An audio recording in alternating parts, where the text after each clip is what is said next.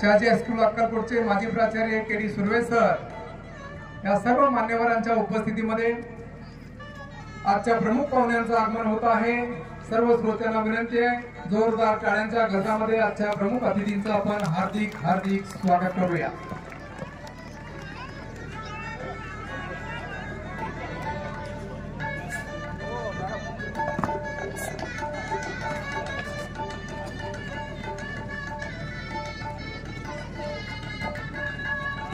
प्रमुख अतिथी, प्रमुख वक्ते सन्माननीय प्राध्यापक दीपक स्वामी सर, खास इस्लामपूरहून आपल्या जतनगरीमध्ये त्यांचं आगमन झालेलं आहे। सर आपलं सहर्ष स्वागत आहे। सर आपण अस्वस्थ व्हावं अशी आपल्याला विनंती आहे। अप्राप्यम नामने असती संघर्ष व्यवसायी नाम मराठा मंदिराचे श्री रामराव विद्या मंदिर हायस्कूल व ज्युनियर कॉलेज जत च्या वतीने आम्ही आपणा सर्व उपस्थित मान्यवर यामध्ये या प्रशालेचे माजी प्राचार्य व प्रशालेचे शालेय समितीचे निमंत्रित सदस्य सन्माननीय श्री R.D. शितोळे सर, तसेच अजिंक्य तारा विद्या प्रतिष्ठानचे अध्यक्ष व मराठा मंदिर संस्थेचे काउन्सिल मेंबर्स माननीय Shri advocate Prabhakar Jadhav saheb, doctor Shripad Joshi sir, Shri Devkule sir, Shri KD Surve sir, Shri Dhananjay Kate sir, Shrirang Gogare saheb, Shri Subhash Shinde sir, Shri Vishwanath Shinde saheb, Shri Rajendra RD saheb, Shri Mali sir, Shri Ekunde saheb, Shri Kodak saheb, Baru Shinde सरकार, श्री प्रकाश कोळी, मोहनराव चव्हाण, तसेच उपस्थित मान्यवर सर्व प्रायोजक, शैक्षणिक, सामाजिक, राजकीय, उद्योग क्षेत्रातील मान्यवर, पत्रकार, डॉक्टर्स, प्राचार्य, मुख्याध्यापक, प्राध्यापक, वकील, शिक्षक, शिक्षकेतर कर्मचारी, सर्व बाळगोपाळ आणि महिला भगिनी, आपल्या सर्वांचे प्रशालेच्या व मराठा मंदिर संस्थेच्या वतीने आपल्या सर्वांचे पुनश्च एकदा हार्दिक हार्दिक स्वागत। सुस्वागतम सुस्वागतम सुस्वागतम। या विद्यालयाची स्थापना सन 1885 मध्ये झाली असून जत सारख्या दुष्काळी भागातील ओएसिस म्हणून या विद्यालयाची ओळख आहे। या विद्यालयाचे संचालन मराठा मंदिर संस्थेच्या वतीने केले जाते आणि गेली 29 वर्षे श्री ज्ञानेश्वर माऊली व्याख्यानमाला अखंडितपणे सुरू आहे। यंदाचे 30वे वर्ष आहे। या व्याख्यानमालेमुळे जतवासियांना एका आध्यात्मिक विचारपीठाचा लाभ प्रत्येक वर्षी जतवासियांना होत असतो। आतापर्यंत 29 वर्षांच्या कालावधीत अनेक नामांकित वक्त्यांच्या व्याख्यानाचा लाभ जतवासियांना झालेला आहे। तरी या वर्षीच्या ही व्याख्यानमालेचे तिसरे आणि आजचे शेवटचे पुष्प गुंफण्यासाठी माननीय प्राध्यापक श्री दीपक स्वामी सर खास आपल्यासाठी इस्लामपूरहून इथं उपस्थित झालेले आहेत। त्यांचे आपल्या सर्वांच्या वतीने पुनश्च एकदा हार्दिक हार्दिक स्वागत। सरांना विनंती करतोय की व्याख्यानाची सुरुवात आपण दीप प्रज्वलन व प्रतिमेचं पूजन करून करतोय, तेव्हा आपण आपल्या शुभ हस्ते दीप प्रज्वलन व प्रतिमेचं पूजन करावं अशी आपल्याला विनंती आहे। प्रशालेचे प्राचार्य बनसोडे सरांना विनंती आहे, आपणही व्यासपीठावरती यावं।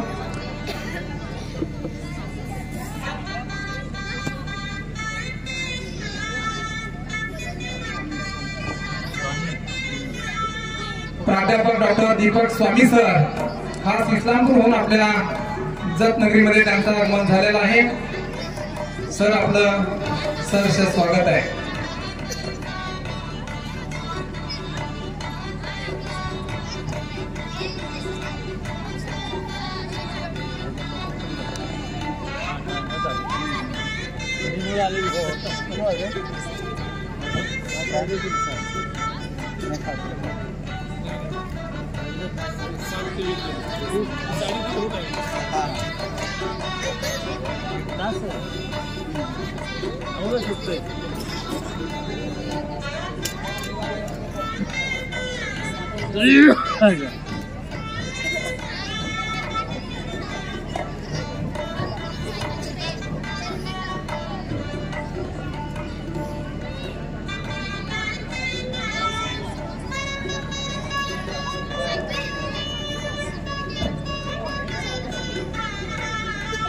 आजचे प्रमुख वक्ते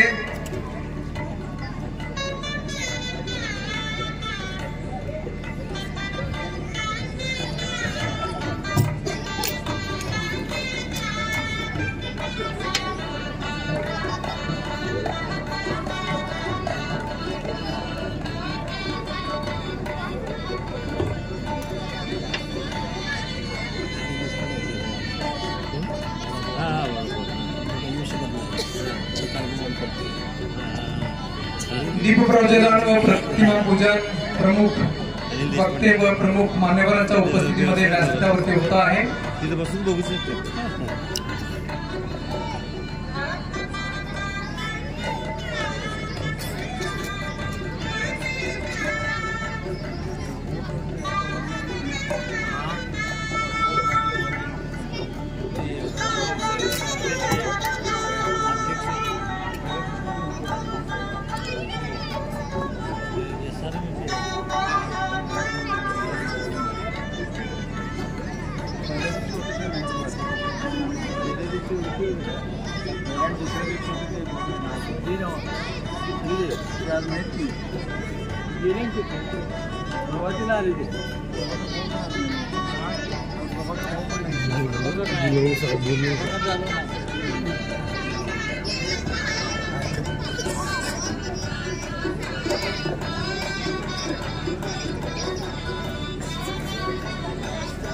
व्यासपीठावरती सन्माननीय टपले सरकार,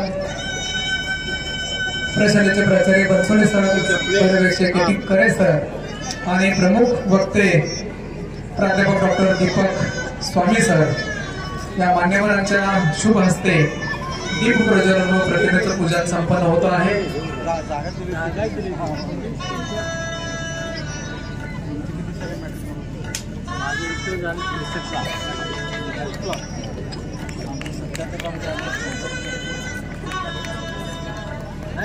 पिक्चरला मी झाले पिक्चरला माझे बघितलं पिक्चरची माझी बघते माझा तर जानेवारी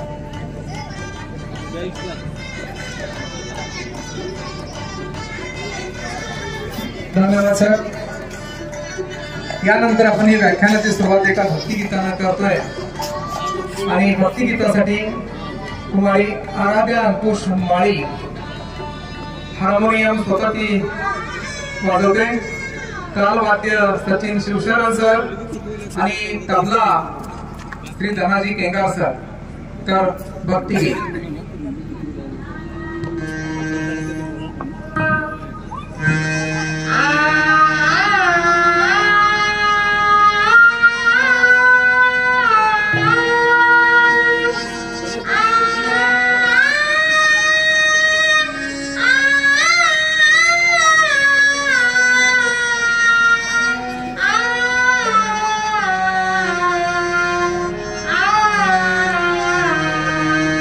Ah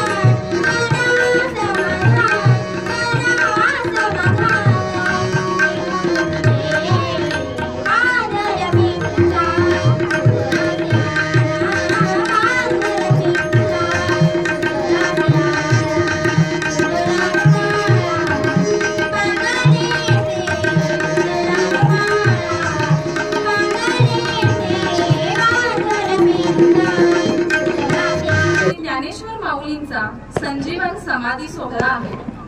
संजीवन समाधी घेतलेले श्री ज्ञानेश्वर माऊली हे एक अद्वितीय संत आहेत.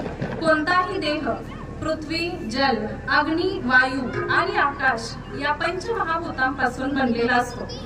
ज्यावेळी असा देह संजीवन समाधीत उतरतो त्यावेळी तो सजग असतो. समाधीत बसल्यानंतर त्या देहाचा पृथ्वी तत्वातून जलतत्वामध्ये लय होण्यास सुरुवात होते. त्यानंतर जलतत्वातून अग्नितत्वात, अग्नितत्वातून वायू तत्वात व वायू तत्वातून आकाश तत्वात लय होते. आकाश तत्वातून कोणत्याही तत्वात लय होत नसल्याने भगवंताशी तो देह एकरूप होतो.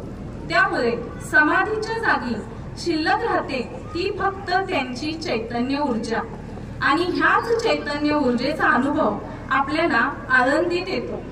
आजच्या या व्याख्यानमालेचे तिसरे पुष्प गुंफण्यासाठी आपल्याला वक्ता म्हणून लाभलेले आहेत ते म्हणजे माननीय प्राध्यापक डॉक्टर दीपक स्वामी सर. सर हे मूळचे एडे निप्पाणी, तालुका वाळवा, जिल्हा सांगली येथील आहेत. सरांचे शिक्षण MA, MPhil, PhD असे आहे. सरांनी आद्य कवयित्री, महदंबा, चरित्र आणि वाङ्मय या विषयावर MPhil केले आहे. तर शाहीर पठ्ठे बापूराव, व्यक्ती आणि वाङ्मय या विषयावर PhD केली आहे. मालती वसंतदादा पाटील कन्या महाविद्यालय येथे सर मराठी विभाग प्रमुख म्हणून कार्यरत होते. सांगली आकाशवाणी केंद्रावर चिंतन, काव्य वाचन व घर हरवते आहे या विषयावर सरांनी भाषण केलेलं आहे. सरांचा सामाजिक व शैक्षणिक क्षेत्रातील सहभाग फार मोठा आहे. जनकवी P. सावळाराम ट्रस्ट पंढरपूर व जय किसान मंडळ एडे निप्पाणी येथे सर अध्यक्ष म्हणून कार्यरत आहेत. तसेच श्री लक्ष्मी शिक्षण मंडळ एडे निप्पाणी येथे ते उपाध्यक्ष म्हणून कार्यरत आहेत.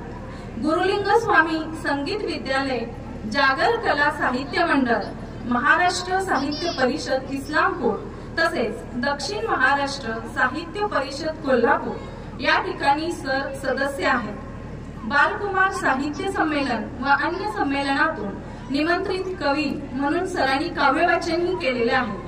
सरांच्या भरघोस आणि नेत्रदीपक कामगिरीमुळे त्यांना अनेक प्रतिष्ठित व्यक्ती, कवी, लेखक यांच्या हस्ते वेगवेगळे पुरस्कारही मिळालेले आहेत. सन 1987 साली साहित्य गौरव पुरस्कार बीड येथे श्री केशव मेश्राम यांच्या हस्ते सरांना पुरस्कार मिळालेला आहे.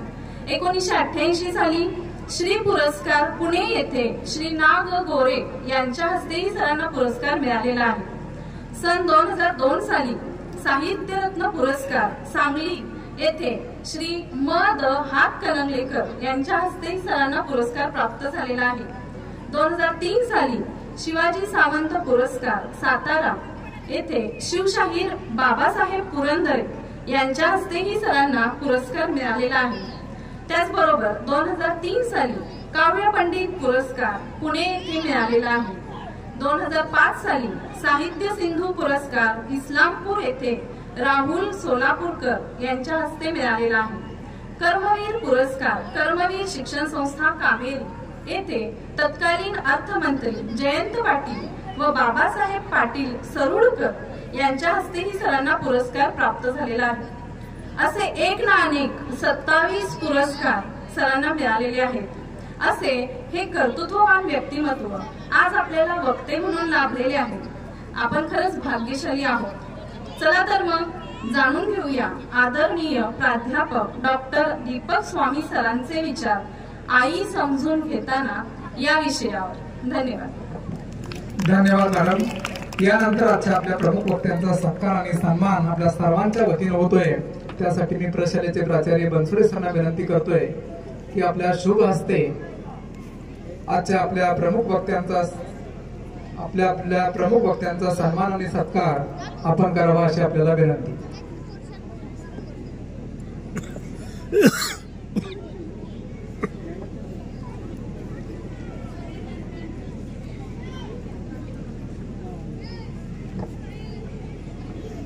आपल्या प्रशालेच्या वतीनं आपल्या सर्वांच्या वतीनं जतवासियांच्या वतीनं हा सन्मान आणि सत्कार होतोय। प्रशालेचे प्राचार्य श्री बनसोडे सर, आजचे प्रमुख वक्ते प्राध्यापक डॉक्टर स्वामी सर यांचा सन्मान आणि सत्कार करताय। जोरदार टाळ्यांच्या गजरामध्ये हा सन्मान आणि सत्कार होतोय।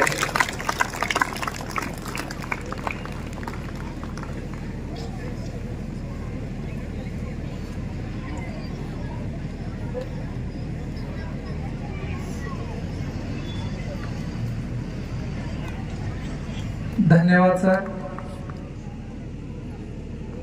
यानंतर सर आपल्याला शब्दांच्या प्रवासाला घेऊन जाण्यासाठी येत आहेत। सरांचा विषय आहे आई समजून घेताना। श्रोत्यांना एक विनंती आहे की व्याख्यानानंतर पसायदानाने सांगता होईल। प्रशालेचे विद्यार्थी पसायदान म्हणतील, श्रोत्यांनी जागेवर बसूनच पसायदान म्हणावयाचे आहे। धन्यवाद।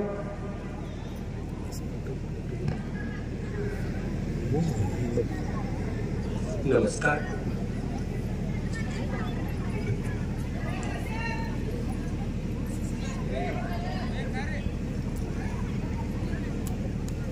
संपूर्ण विश्वाला ज्याने आपल्या विवेकाच्या, त्यागाच्या आणि विश्ववंदनीय अशा एका पसायदानाच्या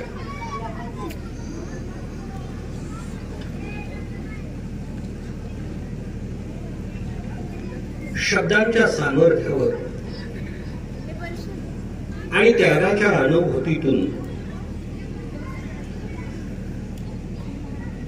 या विश्वाला चैतन्य प्राप्त करून दिलं, त्यांची आज या ठिकाणी 728वी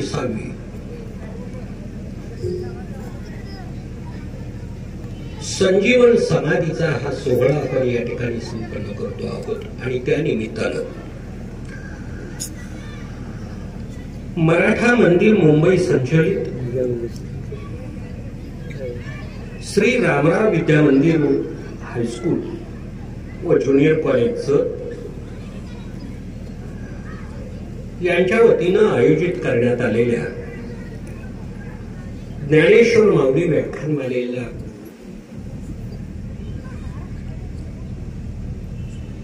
सुमारे 30 वर्ष इतका कालावधी हा संपन्न होतो आहे। आणि त्या निमित्तानं उपस्थित असलेले आपण सर्व आदरणीय सर्व शिक्षक, सर्व मॅडम, त्याचबरोबर कुशला तुकाराम करे, आदरणीय पी पाठक, प्रभारी मुख्याध्यापक आणि हा सारा हायस्कूल आणि ज्युनियर कॉलेजचा सर्व सहकार्यांना, या स्टाफला एकत्रित करून आपल्या सर्वांच्या समोर ही असणारी शब्दांची शिखर उभा करण्याचं काम, त्याची धुरा ज्याने आपल्या खांद्यावर घेतलेली आहे ते आदरणीय मानसिंग बनसोडे सर,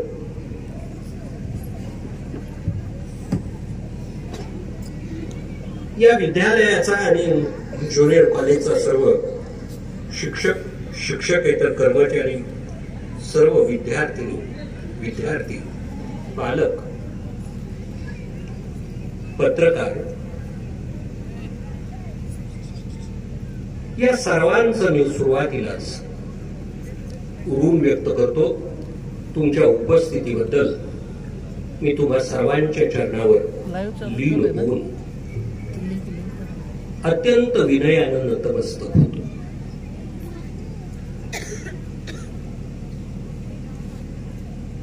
ज्यांनी मला या ठिकाणी येण्याची संधी उपलब्ध करून दिली त्या मला वंदनीय असणाऱ्या आणि संपूर्ण माझ्या गावापुढचा आदर्श म्हणून आमची पिढी आणि पाठीमागची पिढी ही त्यांच्या चरणावर नतमस्तक होते त्या आदरणीय श्रीपाद जोशी तथा माझ्या बोबड बोलीपासून ते आजपर्यंत मी त्यांना नंदा काका म्हणूनच ओळखतो ते आदरणीय श्रीपाद जोशी सर यांच्याही चरणावर नतमस्तक होऊन त्यांचा आशीर्वाद घेऊनच मी या शब्द प्रपंचासाठी उभा राहतोय. अगदी सुरुवातीलाच अत्यंत सुहास्य वदनानं ज्यांनी आमचं स्वागत केलं ते सर्व NSSचे विद्यार्थी. त्यांनी देहावर हा पोशाख धारण केला आणि उद्याच्या भवितव्याची या देशाच्या भवितव्याची चिंता आपल्या मनी मानसी आणि आपल्या कर्तृत्वानं आपल्या खांद्यावर घेतलेली आहे. त्यांचं विनयशील आणि तितक्याच आत्मविश्वासानं चालणं पाहिलं की उद्याचा देश किती संपन्न असेल याची अनुभूती त्यांच्या कर्तृत्वातून आणि त्यांच्या चालण्या बोलण्यातून इथं व्यक्त होताना दिसून येते.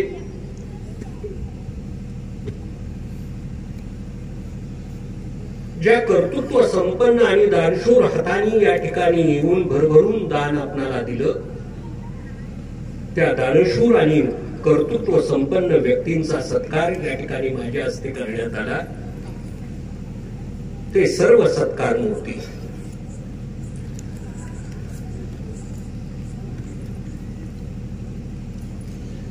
ज्यांच्या कर्तृत्वाची त्यांच्या दानशूरत्वाची प्रचिती ज्याची झाली की संत बहिणाबाई एके ठिकाणी म्हणतेय झोपवते रीते पोटी तिले रात म्हणू नये. झोपवते रीते पोटी तिला रात म्हणू नये. दानासाठी जो आडला त्याले हात म्हणू नये. आपल्या कमावणाऱ्या हातांच्या पेक्षा ज्यांनी आपल्या दातृत्वानं हाताची श्रीमंती व्यक्त केली ते दानशूर हात. त्या दानशूर हातांच्या समोर त्यांच्या चरणावर नतमस्तक होताना मला अत्यंत आनंद होतोच आहे.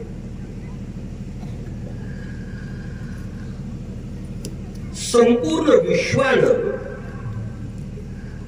या माऊलीच्या चरणावर नतमस्तक होत असताना नामदेवांचा अभंग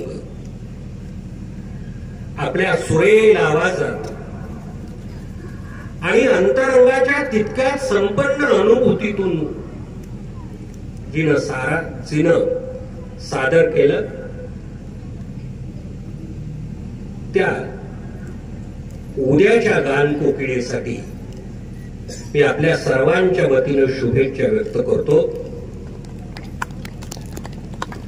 ती आराध्या माळी जिनं हे आराध्याचं वृत्त आपल्या आवाजाच्या रूपानं जपावं आणि माझ्याच गावच्या एकेकाळी कवी पी सावळारामांनी हेच आशीर्वाद आजच्या जगाची जी म्हणून ओळखली जाते त्या लता मंगेशकरांच्या पाठीवर हात ठेवले होते आणि त्याच लता मंगेशकरांनं संपूर्ण विश्वाला आज मंत्रमुग्ध केलं.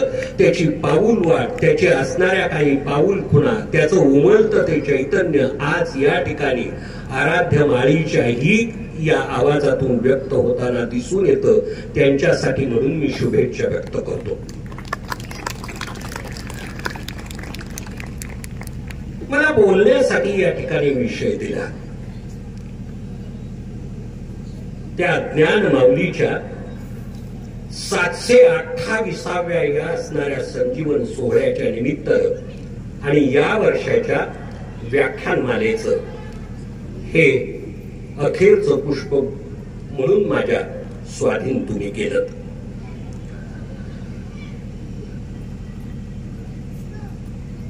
या बरोबरच आणखी एक आजचं नवल आहे की या ठिकाणी बघत असताना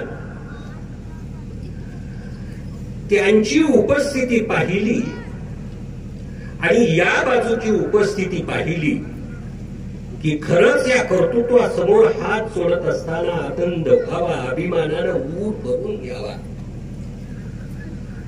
ही त्यागाची भावना या खुर्चीवर बसण्याची ही संधी मिळाली. हा जगातला चमत्कार या भूमीत घडत असताना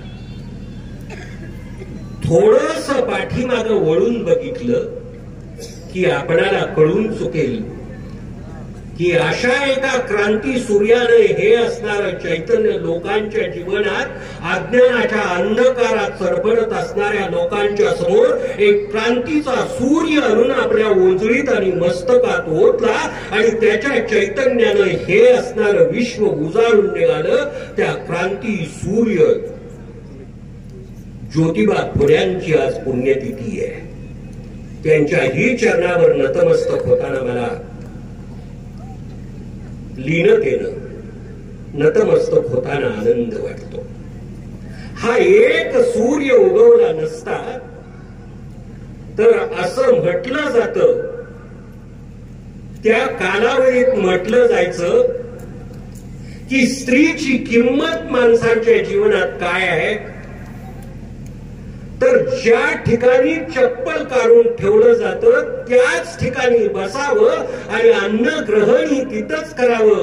चुली समोर प्रामुख्यानं अन्नाची ती असणारी अधिमाया, ती अन्नपूर्णा चुली समोर बसून सर्वांचे पोट भरेपर्यंत ढेकर येईपर्यंत अन्नदान करणारी ही अन्नपूर्णा अन्न ग्रहण करायला मात्र तिची जागा होती कुठं तर जिथं चप्पल काढून ठेवली जातात तिथं.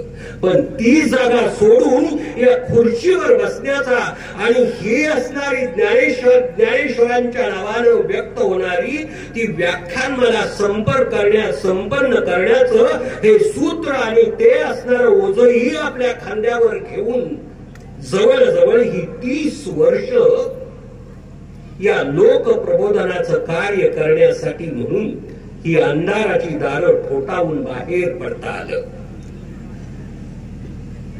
हे चैतन्य घेऊन तुम्ही या ठिकाणी उपस्थित आहात त्याबद्दल तुमच्याही चरणावर नतमस्तक होताना क्रांती सूर्य ज्योतिबा फुल्यांनी आपल्या अंतरंगाची ठेव ज्या सावित्रीबाई फुल्यांच्या स्वाधीन केली आणि तिच्या त्यागामधून ही ज्ञानाची कवाड उघडता आली.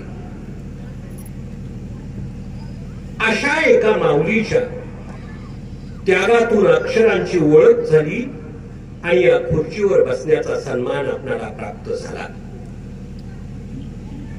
त्या सावित्रीबाई फुलेंच्या चरणावरही मी नतमस्तक होतो.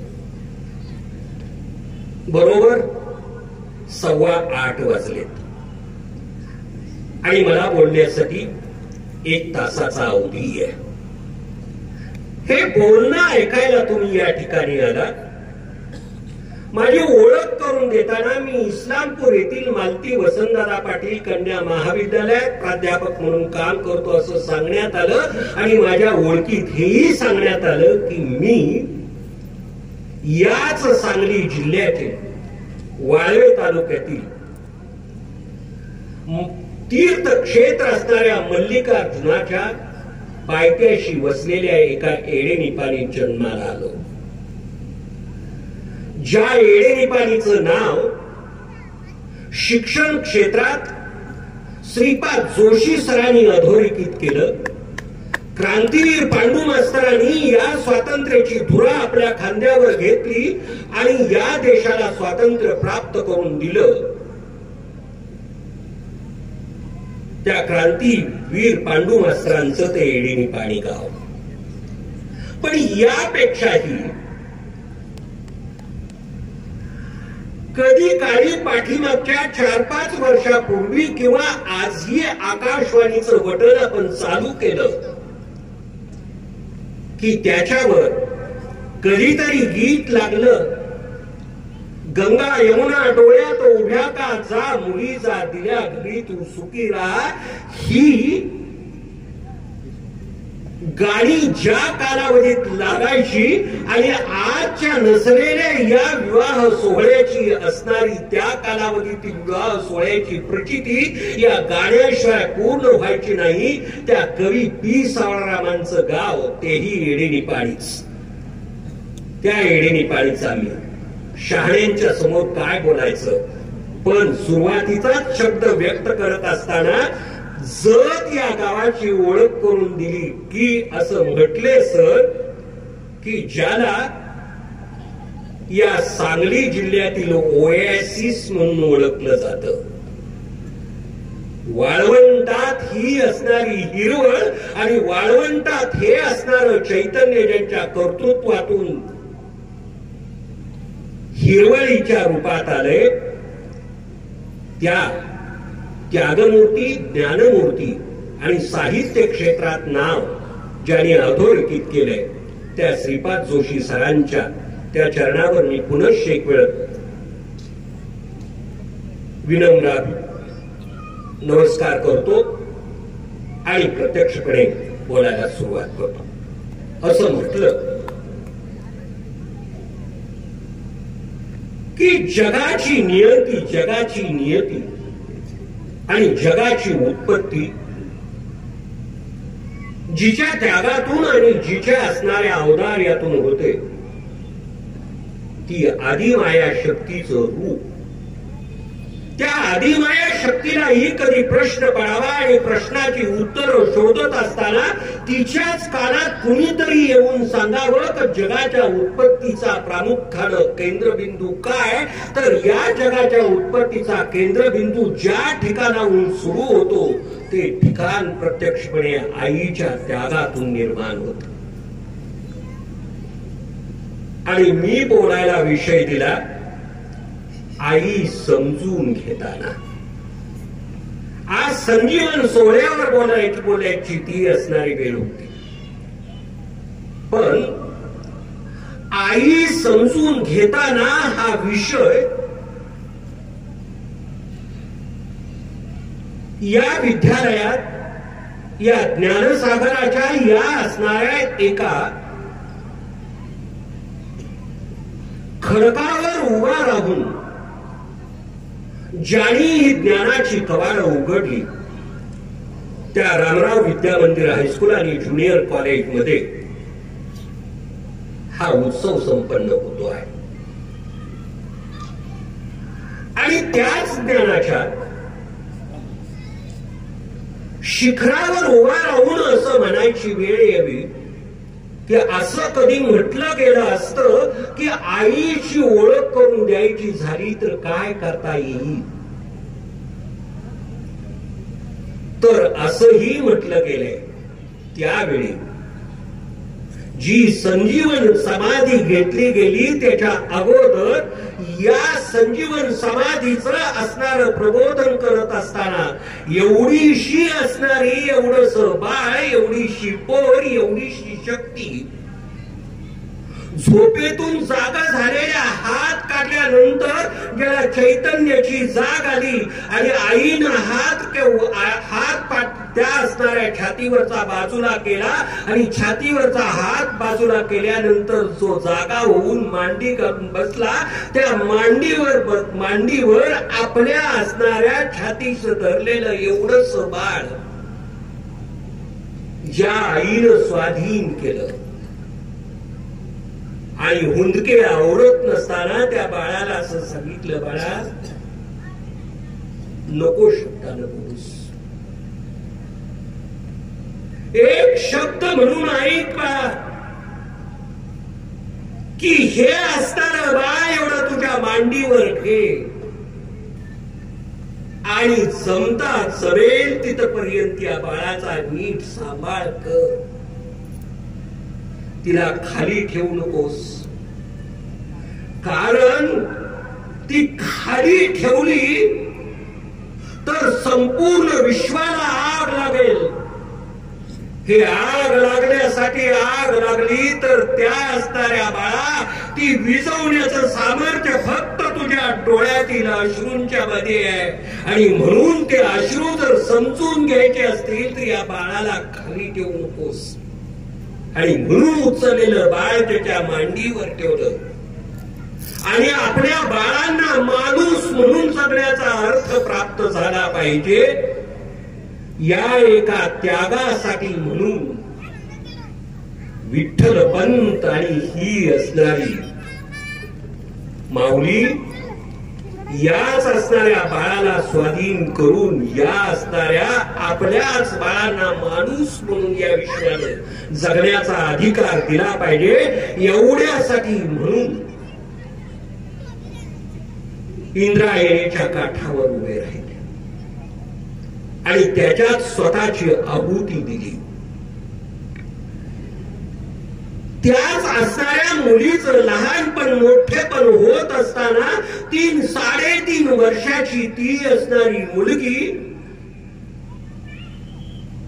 ज्यावेळी ही असणारी माऊली आपल्याच घराचं आपल्याच असणाऱ्या झोपडीचं कवाड बंद करते आणि बंद कवाड आडून शब्द सुद्धा बोलायला तयार होत नाही त्यावेळी ती 3.5 वर्षाची चितकळा असं बोलून गेली.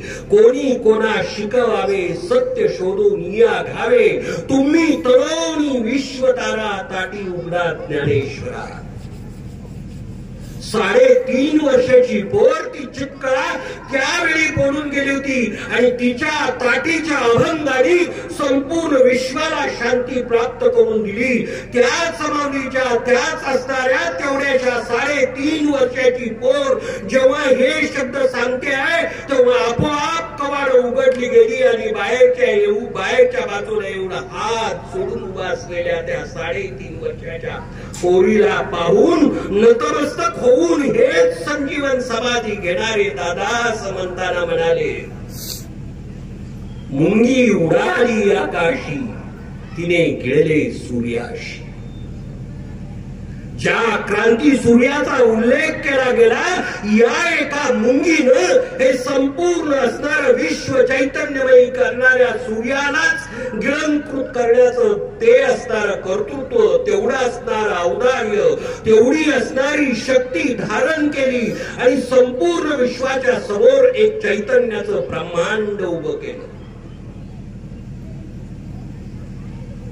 त्याच असणाऱ्या माऊलीनं त्याच असणाऱ्या मुलीनं जेव्हा ही असणारी जगातली अशी एक चमत्कारिक गोष्ट आहे की जन्मानं प्राप्त आई होता येतं पण जन्म घेऊन प्रामुख्यानं आईपणाच्या पदवीला पोहोचलेला एक असणारा मुलगा एक युवक वयाच्या 21व्या वर्षी समाधीस्थ होतो आणि संजीवन रूपानं संपूर्ण विश्वाला आपल्या ज्ञानाची कवाड उघडून देतो.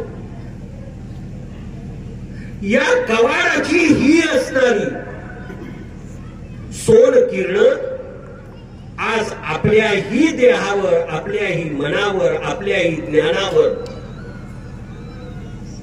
728व्या वर्षापूर्वी ही किरण प्रकाशमान झाली. त्या ज्ञानेश्वर माऊलीचं हे संजीवन रूप ज्या असणाऱ्या नामदेवाने चित्रित केलंय ते नामदेव असं म्हणतात की सारा संतांचा मेळा या ठिकाणी एकत्रित झाला होता. तो किती होता तर 5 कोस पर्यंत संतांचा मेळा सभोवताली होता आणि या साऱ्या संतांना नमस्कार करत या संजीवन समाधीची ती धारणा जेव्हा आपल्याच जीवनाला व्यापून राहिली त्या संजीवन सोहळ्याचं हे असणारं प्रत्यंतर ज्या माऊलीनं दिलं त्या माऊलीच्या या त्यागाच्या दिवशी इथं मला संधी मिळालेली आहे. आई माहीत नाही असा या पाठीवर जीव असू शकत नाही पण मला माझी आई समजली असं कोण सांगू शकेल? ज्याने ज्ञानाची ही असणारी कवाडं उघडली गेली ते या ठिकाणी आपली आई आपल्याला सोडून गेली आणि म्हणून सर सांगायला हरकत नाही की या ओएसिसवर ही हिरवळ पोचली गेली. ते असणारे श्रीपाद जोशी सुद्धा विना आईच्या सावली शिवाय घडत गेले, सावली शिवाय घडत गेले. या साऱ्याची अनुभूती घेत असताना आई, माझी आई मला समजली असे किती हात किती बोट वर होतील की माझी आई मला समजली. आई समजून घेताना आई ही या पृथ्वीवरची अशी एक चित्कळ आहे, अशी एक शक्ती आहे की जन्मापासून शेवटपर्यंत तिला समजून घ्यायचं म्हटलं तर ती कधी समजतच नाही. आपण फक्त सकाळी उठलं की तिला म्हणताना म्हणतो जा, मला काय सांगू नकोस, काय ते मला समजलंय, जा. असं म्हणण्याची ताकद प्रत्येक तिच्या पोटी जन्म घेतलेल्या प्रत्येक जीवालाच येते. आणि मग ती जेव्हा आपल्याला लहानपणीपासून शिकवते की शुभं करोति कल्याणम, ही जीवनाची असणारी पहिली वहिली कविता बोबड बोलीत आपण जेव्हा या दिव्यासमोर साकार करायला लागतो आणि मग त्या असणाऱ्या दिव्याच्या मंद प्रकाशात ती देव दाखवताना दाखवते. पण या साऱ्याचं स्वरूप जाणून घ्यायचं ठरलं की देवही आपल्याला दिसतो, पण आईच्यातला देव बघण्याची शक्ती मात्र आपल्या ठिकाणी असत नाही. ही आई समजून तरी कशी घ्यायची, कशी घ्यायची? शुभं करोति म्हणून हात जोडायला लागते आणि चुकल्यानंतर लगेच हात उगारते. तिच्यातून आई समजून घ्यायची, जोडलेल्या हातातून की उगारलेल्या हातातून आई असं का म्हणण्याची वेळ यावी, त्यावेळी तिचं असणार ते स्वरूप कसं जाणून घ्यायचं. जगातलं सगळं काही आकलनात आहे, पण आई मात्र आपल्या आकलनात कधीच येत नाही, कधीच येत नाही. कारण आईला समजून घेण्याची अक्कल आणि तेवढं आकलनशील विश्व परमेश्वरानं कुणाच्याच स्वाधीन केलेलं नाही. म्हणून जगही समजू शकतं, पण आई समजत नाही, आई समजत नाही. कारण तिच्या समजणाऱ्या कक्षा इतक्या व्यापक आहेत की या कक्षांना व्यापून राहण्याचं सामर्थ्य तिच्या ठिकाणी आहे. आणि म्हणून आई कशी समजून घ्यायची, आई कशी समजून घ्यायची?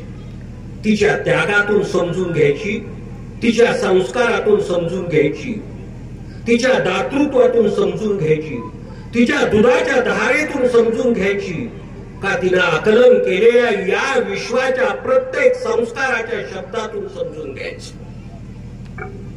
मगाशीच म्हटलं तसं माऊली जेव्हा या असणाऱ्या जगाचं नियंतेपण आपणाकडे घेतलं होतं, तीच नियती, तीच असणारी शक्ती जेव्हा अक्षरबद्ध व्हायला लागली तेव्हा ज्ञानेश्वरीच्या काही ओव्या लिहून झाल्यानंतर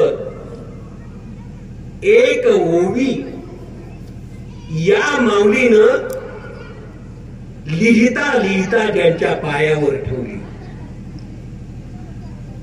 आणि त्या पायावर ठेवत असताना ती म्हणाली, दादा हे काय करतोयस?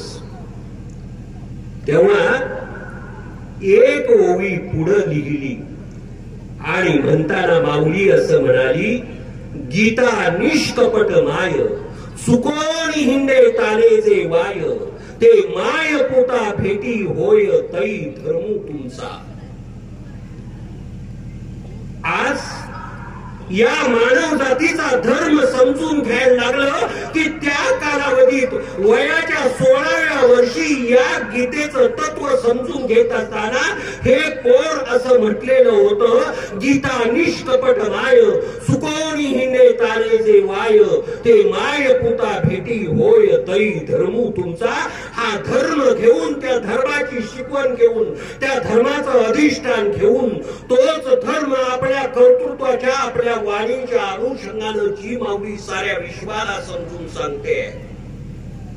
आणि तेच कर्तृत्व ज्या आईनं आपल्या मांडीवर दिलेलं एवढंच बाळ, ते बाळ जेव्हा या ज्ञानदेवांना विचारायला लागतं की गीतेवर टीका करत असताना तुझी स्वतंत्र निर्मिती का नाही, त्यावेळी या असणाऱ्या मुलानं दिलेलं उत्तर होतं, गीता निष्कपटमाय. मग या गीतेच्या रूपानं आई समजून घ्यायची काय? आपण बघायला गेलो तर ज्यांना साने गुरुजी या प्रतिष्ठानं पुरस्कार देऊन सन्मानित केलंय ते आजच्या जगातले आमच्या समोरचे नाही म्हटलं तर साने गुरुजी म्हणूनच त्यांच्याकडे पाहिलं जातं. त्या साने गुरुजींची श्यामची आई सांगताना काय सांगते, अंघोळ करून आल्यानंतर चालत येता येता पायाला माती लागली आणि माती लागली म्हणून आईला कडेवर घे म्हणून तो श्याम जेव्हा आईला कडेवर घे म्हणून तिच्या कमरेला मिठी घालतो आणि आई त्याला चटकन उठून पापा घेते आणि पापा घेता घेता खाली घरात आणून ठेवल्यानंतर मात्र सांगताना सांगते, श्याम ध्यानात ठेव, उद्याच्या जगात वावरत असताना जग हे या कर्दमानं भरलंय, या चिखलानं भरलंय. त्या जगात वावरत असताना सदैव ध्यानात ठेव, पायाला माती लागली म्हणून धुता येतं, पण मनाला लागलेली माती मात्र धुता येत नाही बाळा. मनाला माती लागून देऊ नकोस. ही आईनं शिकवण देणारी ती आई श्यामची आई समजून घ्यायची का? एवढंच बाळ, 3, 3.5 वर्ष, 4 वर्षाचं बाळ जेव्हा पुण्याचं ते असणारं अस्तित्व सोडून रायरीवर आणि पुन्हा रायरीकडून आलेल्या या आपल्या शिवनेरीवर जेव्हा घडत आहे तेव्हा आईनं कडेवर उचलून घेतले आणि कडेवर उचलून घेतल्यानंतर त्या तटावर उभे राहून ती प्रत्येक असणाऱ्या या किल्ल्याच्या भोवती चाललेली तीच लूट पाहते आणि या बाळाला जेव्हा तोंडात घास बनवते त्यावेळी खालून आक्रोश ऐकू येतोय आणि तो आक्रोश ऐकू येत असताना बाजूला गेलेल्या आक्रोशानं अंतकरण पिळवटून निघाले. मनाच्या डोळ्यांचे कंगोरे ओले झाले आणि विश्वाकडे बघत असताना बाळ फेकून द्यावं आणि धावत जावं असं वाटत असताना त्या आईच्या तोंडाकडे बघून आपल्या त्याच असणाऱ्या आईच्या हनुवटीला हात घालून ते पोर 4 वर्षाचं बाळ विचारताय, आऊ साहेब का म्हणून डोळ्यात पाणी येता, का म्हणून डोळ्यात अश्रू येता, हे काय चाललेलं आहे? त्यावेळी आई सांगताना सांगते, हेच करण्यासाठी, हेच बंद करण्यासाठी आणि कानावर येणारे हेच आवाज थांबण्यासाठी. हे शुभा, तुला उद्या हिंदवी स्वराज्य निर्माण करायचं आहे.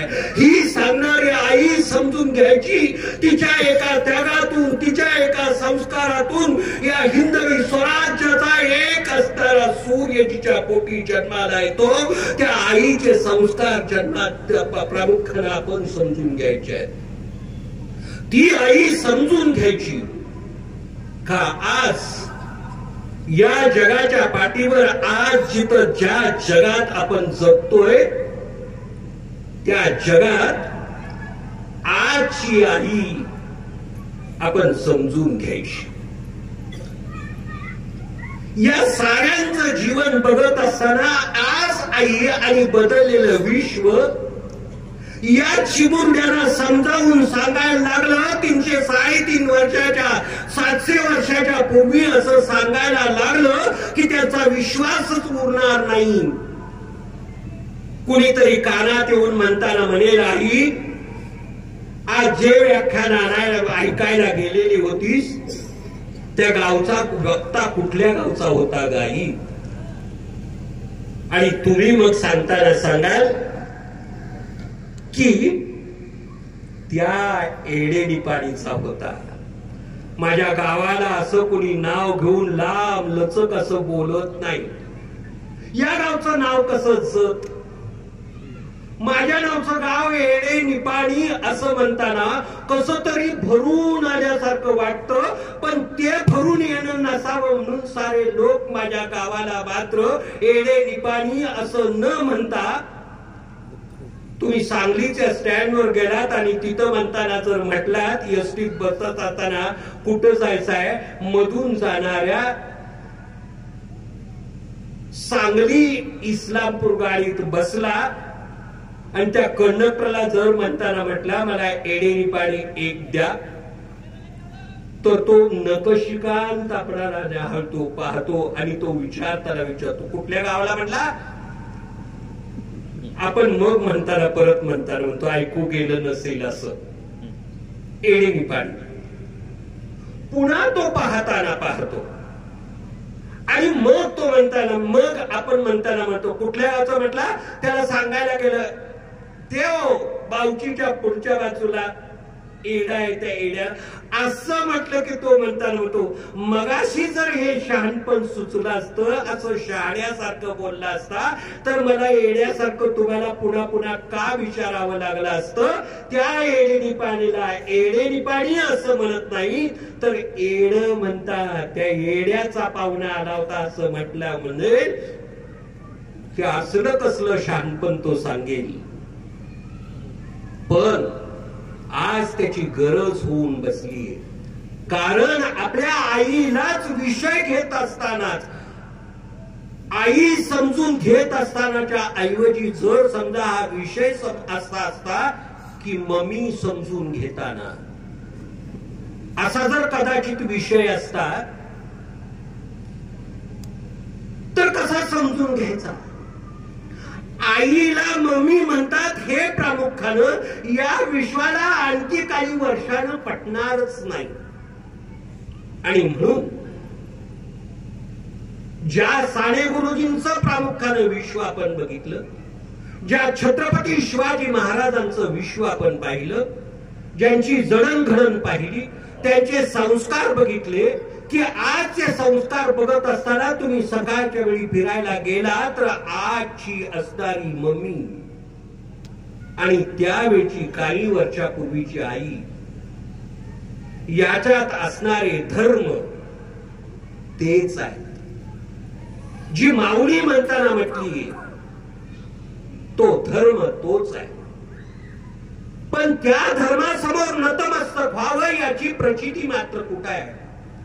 कारण आपण फिरायला गेल्यानंतर असं पाहिलं तर बाळ कडेवर असण्यापेक्षा आणि बाळानं कडेवर उचलून घेण्यापेक्षा रस्त्यावर पाहायला मिळतं या जगातली ही असणारी अनुभूती की बाळ पाठीमागच्या पांगुळ गाड्यात असतं, ते कमरेला बांधलेली दोरी आणि पाठीमागच्या त्या पाळण्यात त्याच्यात बसवलेलं ते बाळ गुटगुटीत पण आणि त्याला घातलेली तेवढीशी असणारी सुंदर माकड टोपी आणि आईच्या कडेवर असतं नेमकं काय त्या मम्मीच्या, तर अत्यंत सुंदर गुबगुबीत असणार ते पांढरं तेवढंच असणार अल्सेशियनचं कुत्र. मगाशी जिथं म्हटलं की आमच्या असणारे जिजाऊ साहेबांना त्यावेळी विचारलं असतं तर कडेवर घेतलेला पोर विचारताना विचारतोय आई ते काय चाललंय. कारण तुकाबाईला पळवून नेत असताना या असणाऱ्या छत्रपतींच्या त्याच राजवाड्याच्या समोर जेव्हा ते ठाव फोडून ओरडते होते त्यावेळी आपलीच आई जिथं सुरक्षित नाही ते जिजाऊ माऊलीला विचारताना म्हणताय हे कधी थांबणार आहे आई. हा संस्कार जिथं होतोय तीच आई आजच्या संस्काराच्या अनुभूती प्रामुख्यानं समजून घेत असताना कडेवर घेतलेल्या तेवढ्याच असणाऱ्या कुत्र्यानं ते असताना जिथं प्रामुख्यानं ते आपले दोन्हीचे पाय असा हलवत हलवत हलवत जेव्हा ते आपल्याही आईच्या दोन्ही थोबाडावर मारायला लागतं आईला बाळाचा पापा घ्यावासा वाटत नाही. पण कुत्रा जेव्हा त्या आईचा पापा घ्यायला लागतं तेव्हा आई काय समजून घ्यायची. आई काय समजून घ्यायची. आई कशी समजून घ्यायची. पाठीमागचा निराधार चालत आलेलं ते पांगुळ गाळ्यातलं बाळ समजून घ्यायचं का कडेवर असलेलं ते बाळ समजून घ्यायचं. आई कुणाला म्हणायचा असा जर प्रश्न पडला तर बाळ पाठीमाग पांगुळ गाळ्यात आणि कडेवर असणार कुत्र.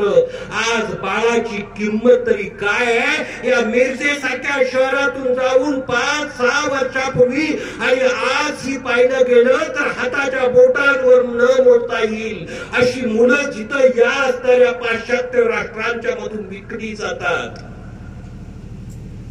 आजही ही विक्री थांबलेली नाही. या बाळांनी असं बाळ जेव्हा स्वाधीन करायचं दुसऱ्या बाजूला तेव्हा आई काही असणाऱ्या पैशासहित जेव्हा बाळ त्यांच्या स्वाधीन करते तेव्हा त्याच्या गळ्याभोवती घातलेला विळका न सुटता सुद्धा बाळ जेव्हा स्वाधीन करून विकलं जातं. आजच्या आधुनिक जगात सुद्धा या प्रचितीला समजून घ्यायचं झालं तर पाठीमागच्या 6-7 वर्षापूर्वी याच सांगलीत असा एक चमत्कार घडलेला होता की या सांगलीत एका कुत्र्यांचं प्रदर्शन भरवलेलं होतं आणि त्यासाठी शेकडो कुत्री या सांगलीत आणलेली होती. या कुत्र्यांची किंमत आपण विचारायला गेलो तर पुण्याहून प्रामुख्याने एक कुत्र या असणाऱ्या सांगलीतल्या एका असणाऱ्या मादी कुत्र्याला जेव्हा प्रामुख्यानं ही संमेलन संपल्यानंतर जेव्हा एकमेकांची निरोप घेत असताना या दोन्ही कुत्र्यांचा प्रामुख्यानं त्या येणाऱ्या मालकांनी जेव्हा त्यांच्या असणाऱ्या विवाहाचा प्रश्न उभा केला आणि या 2 कुत्र्यांचा लग्न सोहळा याच असणाऱ्या सांगली जिल्ह्यात प्रामुख्यानं घडतोय तो पुण्याला विवाह सोहळा संपन्न झाला. या कुत्र्याची किंमत काय होती. एका कुत्र्याची किंमत 45 लाख रुपये एका कुत्र्याची किंमत. आणि त्याच कालावधीत आमच्याच असणाऱ्या पेठ नाक्यावर एक असणारी 16 वर्षाची पोर विक्री गेलेली होती. तिच्या आईनं 7,500 रुपये घेतलेले होते आणि 16 वर्षाची पोर विक्री गेली होती. तिच्या हस्ताक्षरातल्या सह्या घेताना याच पेठ नाक्यावर प्रामुख्यानं पोलिसांनी जेव्हा ही मुलगी जप्त केली आणि तिच्याच आईवर जेव्हा केस घातली गेली ही आई समजून घ्यायची कुठली की एका कुत्र्याची किंमत 45 लाख रुपये होते आणि एका अपत्याची किंमत फक्त 7,500 रुपये होते. आई समजून तरी कुठून घ्यायची. कशी समजून घ्यायची. आज याच्यावर विश्वास उडेल का. या साऱ्या जाणीवा बघत असताना आपल्याला हेही कळतं रात्रंदिवस रानात राबून आलेली आई जेव्हा घराकडे येताना येते जगत विख्यात असणाऱ्या नेपोलियनची आई समजून घ्यायची झाली तर जगत विख्यात पण त्या जेव्हा नेपोलियननं घेतलं त्याच्या वाट्याला आलं शाळेत येऊ द्यायची नाही शाळेतून हकडून बाजूला बाहेरच्या बाजूला काढायची, कारण 5 वाजताच्या वेळेला हे बाळ जेव्हा आईनं रानात गेलेली आई रानभर त्या असणाऱ्या जंगलात फिरत राहायची आणि तिनं जेव्हा एवढी लाकडं गोळा करून आणायची, छोटासा एक असणारा उंका, छोटासा एक असणारा त्या लाकडाचा मोदळा ती घ्यायची. एक दिवस असं झालं की शाळा सुटायला उशीर झाला आणि या नेपोलियनच्या आईनं तेवढीशी असणारी ती लाकडाची भली मोठी ती असणारी मोळी आपल्या डोक्यावर घेतली. नेपोलियन एवढंच करताना कळायचा की आईला जाऊन उचलू फक्त लागायचा आणि तेवढंच छोटस असणारी तेवढी ती असणारी ओळी आपल्या डोक्यावर घ्यायची. लाकडं विकून जे पैसे मिळतील त्या पैशातून आपलं जगणं असायचं. त्या एक दिवस शाळा सुटायला वेळ झाली. नेपोलियनच्या आईनं तिन्ही सांज होते हे ध्यानात घेतलं आणि नेपोलियनची आई तो मोठा भारा आपल्या डोकीवर घेतला आणि ती छोटासा भारा उचलून पुन्हा त्या भाऱ्यावर मोदळा ठेवायचा. हे करत असताना त्या असणाऱ्या डोक्यावरची ती असणारी चुंबळ खाली निघून पडली आणि त्याच्यात एक असणारा खोंबारा तिच्या डोक्यात असा घुसलेला होता आणि त्या डोक्यात झालेल्या जखमेचं ते असणार रक्त तिच्या डोळ्यापर्यंत नव्हतं. अजून आपला बाळ कसा येत नाही या असणाऱ्या जाणीवेनं ती बाळाच्या वाटेकडे लक्ष लावून होती. तोपर्यंत बाळ हा नेपोलियन पळत पळत पळत पळत आईच्या जवळ आला आणि आईच्या डोक्यातून वाहणार एक येणार रक्त आणि त्याबरोबर वाहत असलेले डोळ्यातून अश्रू त्या दोन्ही डोळ्यावर हात ठेवले आणि आईला विचारलं, आई का रडतीस?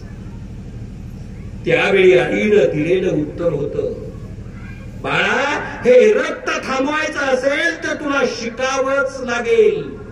ती युद्ध कला, ते ज्ञान, ती असणारी विद्वत्ता संपन्न कर बाळा. माझ्या डोळ्यातून येणाऱ्या या असणाऱ्या अश्रूची किंमत तुला कधी ना कधीतरी या जगाला द्यावी लागेल. तेव्हा डोळ्यातले दोन्ही अश्रू पुसत हे बाळ म्हणताना म्हटलं होतं, आई तुझ्या डोळ्यातून येणाऱ्या एका अश्रूसाठी संपूर्ण जगाला मी रक्तानं न्हाऊ घालेन. हे वचन दिलेला हा असणारा नेपोलियन जगज्जेता होतो. आईच्या डोळ्यातून एका आलेल्या अश्रूची किंमत ज्या पिढ्यांना कळताना कळते, त्या पिढ्याच आईच्या जीवनाची ती असणारी अनुभूती, ती असणारी प्रचिती, त्या असणाऱ्या आईच्या शाश्वतीला, त्या शक्तीला समजावून देऊ शकतात. म्हणूनच आपल्या हिंदवी स्वराज्याची स्थापना केल्यानंतर ज्यावेळी छत्रपतींना आपले वडील गेल्याची बातमी येते, त्यावेळी संपूर्ण तयारी करून सती जाण्याची तयारी करून बसलेल्या आपल्या आईला छत्रपती सांगतात, औ साहेब तुम्हाला जाता येणार नाही, कारण ही चालत आलेली परंपरा आपल्याला थांबवावी लागेल. तुम्ही जर हात जोडून ऐकत नसाल तर आज हा बाळ छत्रपती शिवाजी तुम्हाला सांगतोय की तुम्हाला ही परंपरा मोडीत काढून उद्याच हिंदवी स्वराज्य उभा केलेलं पाहण्यासाठी तुम्हाला जगावंच लागेल. ही शाश्वती देणारे हिंदवी स्वराज्याचे संस्थापक छत्रपती आईच्या एका संस्कारामुळे घडतात. पण आमची परिस्थिती काय हो, असं म्हटलं जातं. एका कवीनं लिहिताना लिहिले की माझी आई जर मला समजून सांगायची असेल तर तिच्या समजण्याच्या पलीकडचा असणारा तो आविष्कार मी तुम्हाला समजून सांगतो. आई काय असते एका कवीला विचारलं आणि त्यानं उत्तर देताना दिलं, तुझी आई म्हणून तू सांगताना सांगतोयस, अरे तुझ्या आई आहे तरी काय आणि कुठं नतमस्तक होता येईल. त्यावेळी या असणाऱ्या कवीनं उत्तर दिलंय कवितेतून. तो म्हणतोय माझी आई केवढी मोठी. तो सांगतोय, माझ्या आई पुढं थिट समद राऊळ देऊळ माझ्या आई पुढं तिट समद राऊळ देऊळ तिच्या भंगल्या टाचात माझं अजंठा वेरूळ. आई किती खुशी होऊन जाते. अरे दगडावर कोरलेल्या त्या मूर्तींच्या मध्ये जीवनाच्या तत्वाचा अर्थ भरून जेव्हा घरातली आई तिचे थकून गेलेले तेवढे राबलेले हात, त्याच्यावरच्या रेषा आणि पाय थकून गेलेल्या तेवढ्याशा अनवाणी पायांना पडलेल्या भेगा, या भेगांपेक्षा माझी आई अधिक श्रेष्ठ आहे हे समजून सांगण्याचं काम पण एखाद्या कवीला जेव्हा कळताना कळतं तेव्हा आई शब्दात समजून येते. आई शब्दात समजून येते. पण या संबंधाची अनुभूती किती असणाऱ्या प्रचितीला समजते. कोणत्या जीवनाच्या जाणीवेला घेऊन तिचा अर्थ समजून सांगता येतो. या साऱ्या जीवनाचा अर्थ जर शब्दात समजून घ्यायचा झाला तर आम्हाला या असणाऱ्या साने गुरुजींची आई, या छत्रपती शिवांची आई, आमच्या जीवनातून व्यक्त होणाऱ्या त्यागाच्या असंख्य मूर्तींना कवटाळून घेणाऱ्या आईचं तेवढं असणार अव्वल पण जेव्हा मला शब्दात पकडता येतं तेव्हा आमच्या जीवनाच्या आईपणाला अर्थ प्राप्त होताना होतो. तेव्हा ती फक्त शब्दांना कळते. आमच्या अंतरंगाला कळून घेण्याचं सामर्थ्य हजारो मैलाच्या अंतरापेक्षाही दूर असतात. आणि मग अशा आईपणाच्या थोरवीला, अशा आईपणाच्या ताकदीला समजून घेण्याचं तरी सामर्थ्य काय काय. या साऱ्यांच्या जाणीवा जेव्हा आम्हाला आमच्या अल्पमतीला, आमच्या कर्तृत्वाला, आमच्या त्यागाला ग्रासून राहतात तेव्हा आई समजून घेण्याच्या प्रचितीचा मार्ग आम्हासाठी मोकळा होतो. पण आईच आमच्या आकलनाच्या कवेत येत नाही. आईला आणखी कशाच्या जाणीवेनं समजून घ्यायचं. आईपणाचे ते असणारे थोरवे आणखी किती जीवनाच्या जाणीवेनं गायचे. आमच्या जीवनात, आमच्या कर्तृत्वात असं सांगितलं जातं शक्यतो मुलींच्या की मुलीला 2 आई असतात. कुठल्याही मुलीला 2 आई असतात. एक जन्म देणारी आणि जन्म दिलेल्या त्या असणाऱ्या मुलीला आपल्या ओटीत घेणारी. जन्म दिलेली आई 16 वर्ष 17 वर्ष तिच्या मोठेपणापर्यंत आजपर्यंत ती सांभाळते. आणि ज्यावेळी ते लोकांचं धन आहे म्हणून तिला ज्यावेळी द्यायला जाते त्यावेळी आपल्या ओटीभर, आपल्या ओटाभर जेव्हा पसरून तिलाच मांडीवर स्वीकार करणारी ही दुसरी सासूबाई. ह्या 2 आयांचा सांभाळ आणि 2 आयांचा उद्धार आमची मुलगी करत राहते. पण आता हेही बदललं, हेही बदललं. आणि मग आम्ही असं वागायला लागलो की जन्म दिलेल्या आईला मम्मी म्हणायला लागलो. ओटीत घेतलेल्या त्या सासूला आम्ही आई म्हणायला शिकलो. आम्ही आई म्हणायला शिकलो. आई म्हणून हाक मारल्यानंतर ओ म्हणण्यापेक्षा सुद्धा आई म्हणून हाक मारण्याचं काम ही आमचंच आणि ओ म्हणून प्रतिसादाला उत्तर देण्याचं काम ही आमचंच. अशा दोन्ही पातळीवर जेव्हा आजची मुलगी आई पण समजून घ्यायला जाते तेव्हा आई म्हटल्यानंतर ओ म्हणणार नाही म्हणून आम्ही तिचं नाव ठेवून टाकलं आई ओ. आई ओ. या दोन्ही प्रश्नाची उत्तर एकाच व्यक्तीला द्यायची. पण आमची बहिणाई सांगताना सांगते अरे जन्म देणारी आई आणि ओटीत घेणारी तेवढीच ती असणारी सासू, याच्यामध्ये अंतर तरी काय.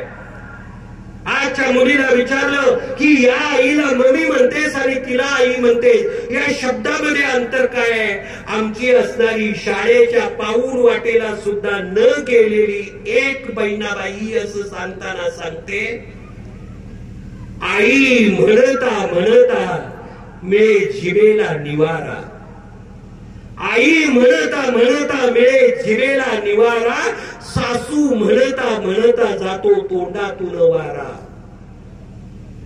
आई म्हणून बघा की, आई म्हणून बघा, जिथून जन्म दिलाय त्या असणाऱ्या नाभीला ओढ लागल्याशिवाय, तिच्यापासून विलग होताना त्या नाभीला ओढ लागल्याशिवाय आपणाला आईच म्हणता येत नाही.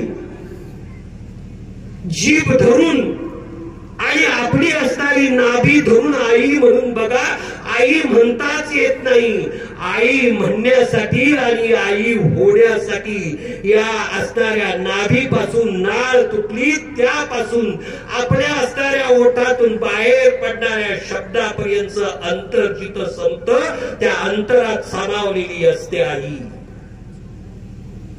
आणि सासू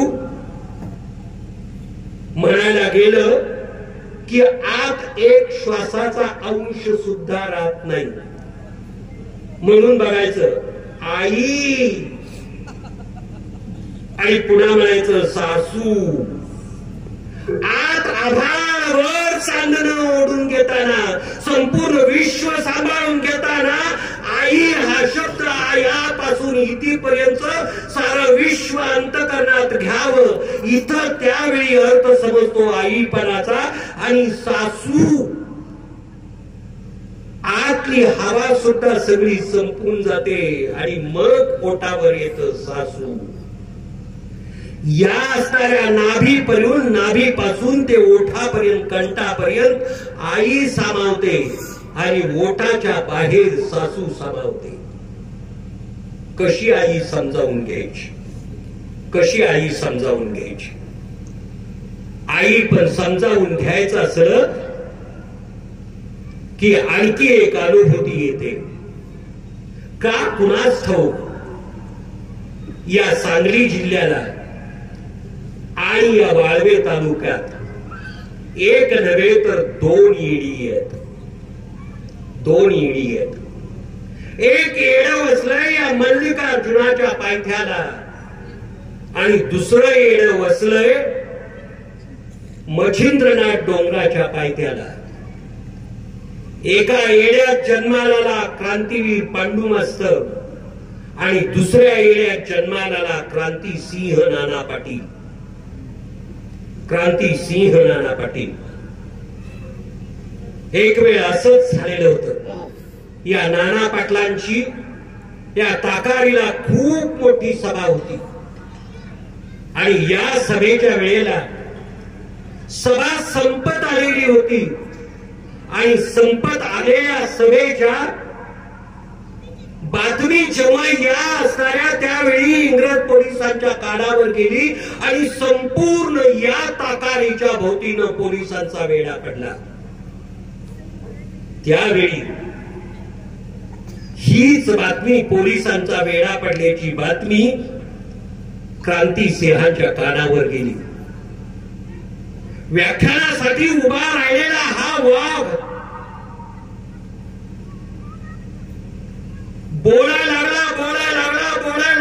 आणि समोर बसलेली सारी तमाम त्यावेळची जनता त्याचा ऐकत होती. आणि तोपर्यंत वेढा पडला.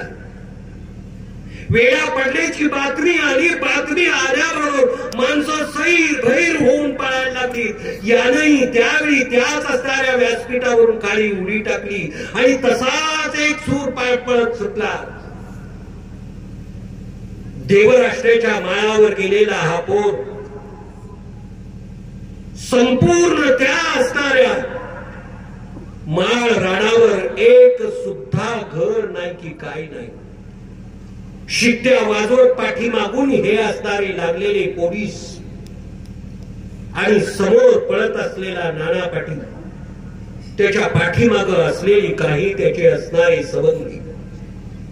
नाना पाटील पळतायत पाठीमागून शिट्ट्या घालत हाक देत ते पोलीस त्या असणाऱ्या ठासणीच्या बंदुकांमध्ये गोळ्या घालून उभे आहेत आणि तो आवाक्यात येईल तोपर्यंत झालं असं की एका रात्री मध्यानीला एक मिनिमिंत असणारा प्रकाश नाना पाटलांच्या तेवढ्या असणाऱ्या डोळ्यात आला आणि त्या दिशेनं नाना पाटील पळत सुटले. नाना पाटील बाहेरच्या बाजूला गेले आणि तेवढ्याच त्या असणाऱ्या छपराच्या झोपडीच्या बाहेरच्या बाजूला उभा राहिले आणि फक्त हाक मारली, आई.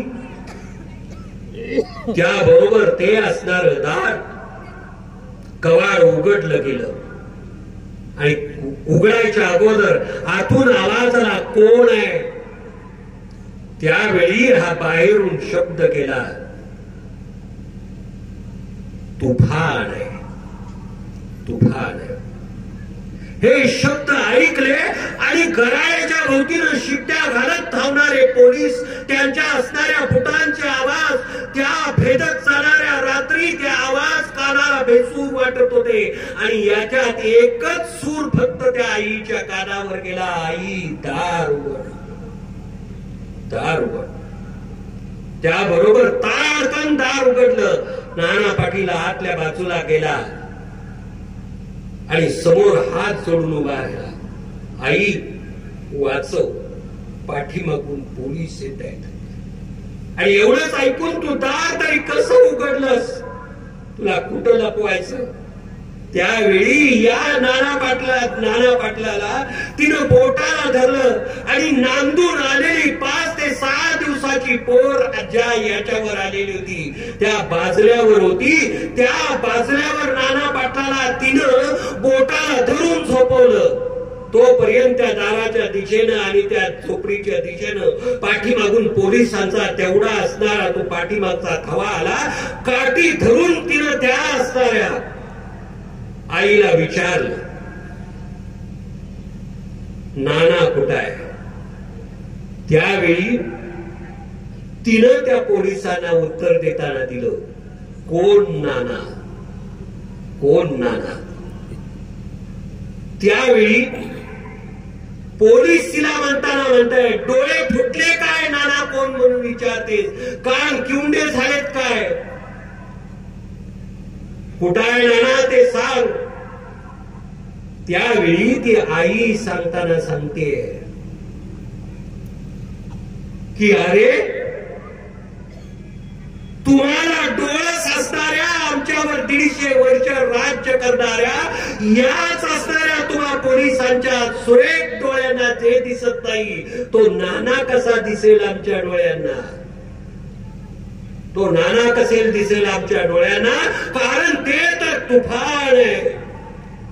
त्यानं त्या बाईला पाठीमागं सारलं आणि पुढच्या बाजूला जाऊन तो विचारताना विचारतोय, तिथं कोण आहे? त्यावेळी तिनं सांगितलं. असं विचारायला तरी लाज वाटायला हवी, कारण 4 दिवस झाला नांदून आलेली पोर त्या बाजल्यावर आहे. बघायला तरी जावा. आज त्या असणाऱ्या, तिच्या असणाऱ्या तोंडातून बाहेर पडलेला शब्द पोलिसांनी ऐकला. पोलिसांना तेही खरं वाटलं आणि त्यांनी बाजूला जाऊन पुन्हा मग नानाच्या दिशेनं वाट सुरू केली. संकट टळलं.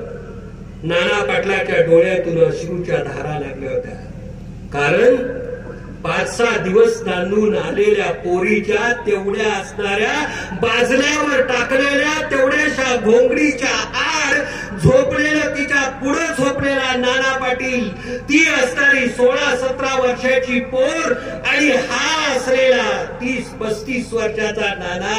अरे जीवन समजून घ्यायला गेलं की ज्या नानाच्या जीवनाला अर्थ होता, स्वातंत्र्य हे एकमेव प्रीत ज्याच्यासाठी होतं, त्या असणाऱ्या नानाला आपल्याच असणाऱ्या मुलीच्या पुढच्या बाजूला झोपून पांघरून घालणारी ती बाई जेव्हा पोलीस गेल्यानंतर समोर येते, तेव्हा नाना पाटील त्याच्यातून उठतो आणि त्या असणाऱ्या बाईच्या गळ्यात गळा घालून जेव्हा डसडसा रडायला लागतो, तिच्या पायावर मस्तक ठेवतो आणि त्यावेळी नाना म्हणतो, आई ही शक्ती येते तर ग कुठून? आई कुठून येते शक्ती? आणि कसं सुचलं म्हणून आज हे सगळं सार्थक झालं? कुठून येते ही शक्ती?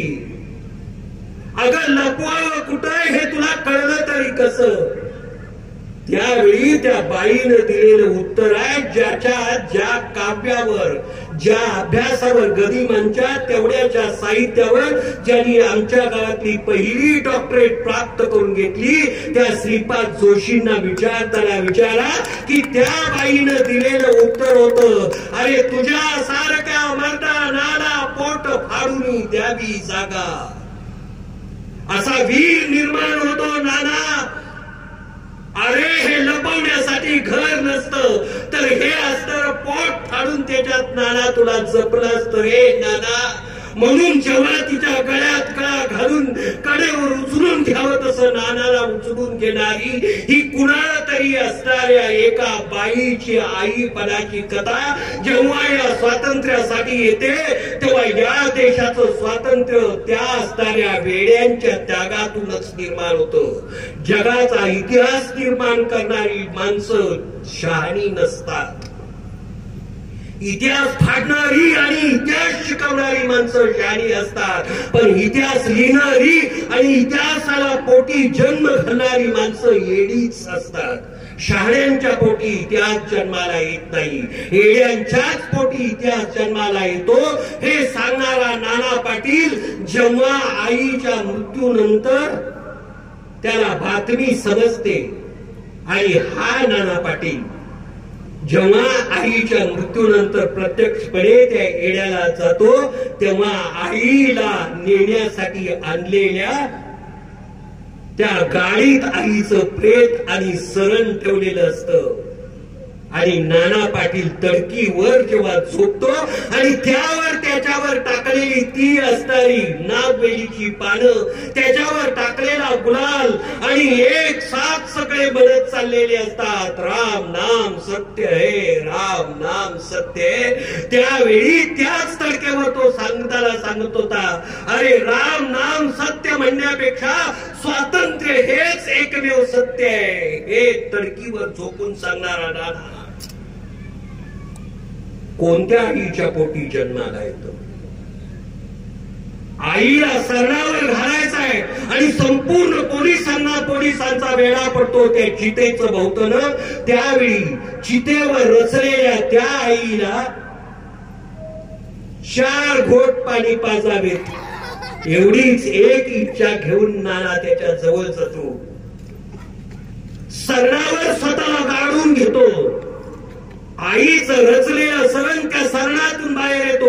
पोलीस बाजूला गेल्या आईच्या तोंडात थोडं पाणी सोडतो, आईला मुक्ती देण्याचा प्रयत्न करतो. हा त्याग निर्माण करण्यासाठी सुद्धा आदर्श आईच्याच पोटी जन्माला यावं लागतं.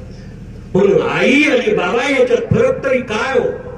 केवढासा फरक तो एका कवीनं सांगताना सांगितले. तो म्हणतो, ऐका ऐका दोस्तानो, ऐका ऐका दोस्तानो, माय बापाची कहाणी. ऐका ऐका दोस्तानो, माय बापाची कहाणी. बाप नारळी खोबर, आई नारळातल पाणी, आई नारळातल पाणी. ऐका ऐका दोस्तानो, माय बापाची कहाणी. बाप नारळी खोबर, आई नारळातल पाणी, आई नारळातल पाणी. बापाचं अस्तित्व या असणाऱ्या जीवनाला व्यापून राहतं, पण तेच अस्तित्व नारळातल्या खोबऱ्यासारखं खवट असलं तरी अत्यंत गोड राहतं. तो नारळाचा प्रसाद म्हणून आपण स्वीकार करतो. बापाचं अस्तित्व हे प्रसादा इतकं पवित्र आहे, पण त्यापेक्षा आई समजून घ्यायची झाली तर आईचं अस्तित्व हे नारळातल्या पाण्यापेक्षाही अत्यंत पवित्र आहे. कारण बाप खोबऱ्याच्या रूपानं प्रसाद म्हणून येतो, तर आई पाण्याच्या रूपानं तीर्थ म्हणून येते. तीर्थ म्हणून येते. आईचं तीर्थ प्रसाद खाऊन संपतो, पण तीर्थ पिऊन संपण्याच्या वेळेला ते नुसतं पिऊन होत नाही, तर तीर्थ प्राशनाच्या वेळेला आपण हात लावतो आणि पिऊन झालेल्या मस्तकाला फिरून साऱ्या शरीराला फिरून जेव्हा हात रिकामा होतो, तशा अस्तित्वाला व्यापून राहिलेल्या आईचं सत्व, आईचं रूप आम्हाला समजून घेण्यासाठी आमच्या आकलनाची सारी कवाड उघडून ठेवावी लागतात, सारी कवाड उघडून ठेवावी लागतात. आईच जेव्हा आपल्या घरात वावरते दैवाचं रूप होऊन आपण तिच्याच पोटी जन्माला येतो. म्हणून शंकरशन कराडे सारखा माणूस कवी आपल्या कवितेत म्हणून जातो, आईच्या पोटी जन्माला येतो आणि देव कुठाय म्हणून विचारतो. त्याला कशी समजायची आई, त्याला कशी समजायची आई? कारण जी घरात देव होऊन राहते आणि दगडात सुद्धा देव बघायला शिकवते, ते संस्काराचं विरुद्ध आईच्या त्यागातून निर्माण होतं. अशा जीवनाच्या अशा आईला समजून घेण्याची ताकद जेव्हा येते तेव्हा एकच गोष्ट करायची. कधीतरी आई समजून घ्यायची झाली तर ज्या असणाऱ्या आईनं त्या 4 वर्षाच्या पोराला सांगितलं होतं की हे सारं संपवण्यासाठी शुभा तुला हिंदवी स्वराज्य निर्माण करायचं आहे, त्याच स्वराज्यात एक दिवस या असणाऱ्या शुभा रायगडावर आहे. रायगड हा आमच्या अभिमानाचा, आमच्या श्वासाचा किल्ला. या रायगडावर छत्रपती शिवबा आहे आणि त्याच दिवशी शरदाचं चांदणं, ती शरद पौर्णिमा आहे. त्या शरदाच्या पौर्णिमेला रायगडावर ती असणारी पौर्णिमा साजरी करायची आहे साऱ्या सवंगड्यासहित. आणि रानातून चरायला गेलेल्या गायी हाकलत हाकलत एक असणारी बाई आपल्या घराकडे येते. तिनं रस्त्यावरच त्या असणाऱ्या गायी, त्या गायींचं दूध काढलं, ते दुबळे पण घेऊन कासंडी भरून आणि तो माठ भरून ती आपल्या एका हातात ती असणारी कासंडी, डोक्यावर माठ घेऊन तिने साता व्हायच्या आत जेव्हा छत्रपतींच्या साठी ती रायगड चढून येते, रायगडावर येते, आत पाऊल ठेवला आणि जाऊन छत्रपतींच्या समोर तो असणारा डोकीवरचा माठ आणि हातातील चरबी छत्रपतींच्या पावलावर ठेवली. तोपर्यंत किल्ल्याचे दरवाजे बंद झाले. त्या बंद झालेल्या दरवाजाचा आवाज कानावर आला तशी अंतरंगाची असणारी सारीच जाणीव अशी थरथर कापू लागली. तिचे पाय पाठीमागे वळले, पण तोपर्यंत दरवाजे बंद झालेले. छत्रपतींच्या पायावर मस्तक ठेवून ही असणारी बाई दरवाजात येऊन पाहिलं आणि तिने विनंती केली, मला घरी जाऊ दे, कारण 15 दिवसाचं बाळ माझं घरात उपवाशी आहे, घरात उपवाशी आहे. त्यावेळी हे मावळे, त्यावेळी त्या असणारे द्वारपाल तिला विचारायला लागले, तुला वेळ माहित नाही काय? 3 संध्या झाल्या, सूर्य मावळला की किल्ल्याचे दरवाजे बंद होतात. हा राजांचा आदेश आहे आणि त्या आदेशाचं पालन करणं ही आमची जबाबदारी आहे. त्यावेळी तिनं सांगितलं, ज्या राजांना आईनं शिकवलं तीच एक आई तुमच्या चरणावर लीन होऊन सांगते की 15 दिवसाचा बाळ घरात उपवाशी आहे पाळण्यात, मला जाऊ दे. दार उघडा, खाली जाते. एक आई दुसऱ्या असणाऱ्या द्वारपालाला विनंती करते, पण किल्ल्याचे दरवाजे उघडले जात नाही. तेव्हा आकाशात फिरणाऱ्या एका घराईसाठी ही आई सैर भैर इकडे तिकडे पळायला लागते आणि तिला एकमेव अशा टोकावरून एक असणार घरातल्या दिव्याचं तेवढीच असणारी ज्योत दिसताना दिसते आणि त्या घरापर्यंत तिचं लक्ष गेल्यावर ती असं ठरवते की त्याच घरात माझा बाळ आज उपवाशी असेल, मला गेलंच पाहिजे. आणि म्हणून ती त्या असणाऱ्या टोकावरून खाली उतरण्याचा प्रयत्न करते. कपरीत हात घालत घालत घालत घालत खाली उतरायला लागते. निम्म्या तळापर्यंत येताना येते, काही अंतर राहिलेलं असतं. त्याच वेळी हात सुटतो आणि सुटलेल्या हातातून खाली पडते. ती बाई त्या दगडावर कोसळते, जिचे पाय आणि तिचं मस्तक त्यावेळी रक्तबंबाळ होतं. पण ती रांगत रांगत आपल्या त्या असणाऱ्या झोपड्यापर्यंत जाते आणि बाळ उचलून आपल्या मांडीवर घेते आणि दूध पाजत राहते.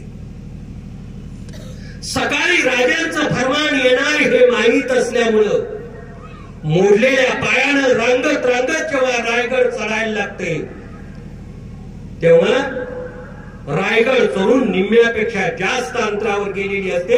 तोपर्यंत राजांचा हुकूम येतो, हिरा आहे कुठं, गेली कुठं.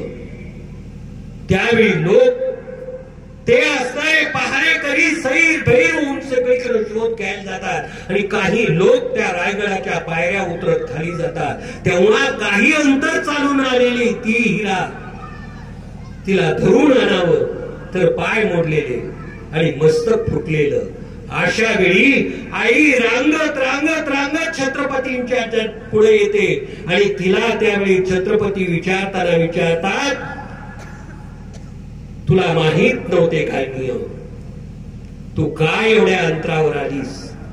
त्यावेळी तिनं दिलेलं उत्तर हे आज हिंदवी स्वराज्य राजधानीच्या पेक्षाही काही उंच आहे. तिनं दिलेलं उत्तर होतं, राजा, रानात गेलेल्या गायी चरून पाठीमागं येऊन दार काढून येण्यासाठी वेळ झाली. जर दूध मिळालं नसतंस तर तू उपवाशी राहिला असतास आणि आज तुझ्या दुरासाठी आणि तुझ्या नियमासाठी इथं थांबला असता तर जन्म दिलेला खाली बाळ उपवाशी राहिला असता. राजा, यापैकी कुणाला उपवाशी ठेवायचं हे आईला समजून सांग राजा. असं म्हटल्यानंतर छत्रपतींच्या डोळ्यातून आलेल्या अश्रूंच्या धारांनी तिचे पाय उचलून निघाले. आणि म्हणून हिंदवी स्वराज्याची राजधानी रायगड असला तर रायगडाच्या त्यागापेक्षा काही फूट तरी का उंच असा असणारा तो हिरा खिरकणी बुरुज चित्र बांधला जातो.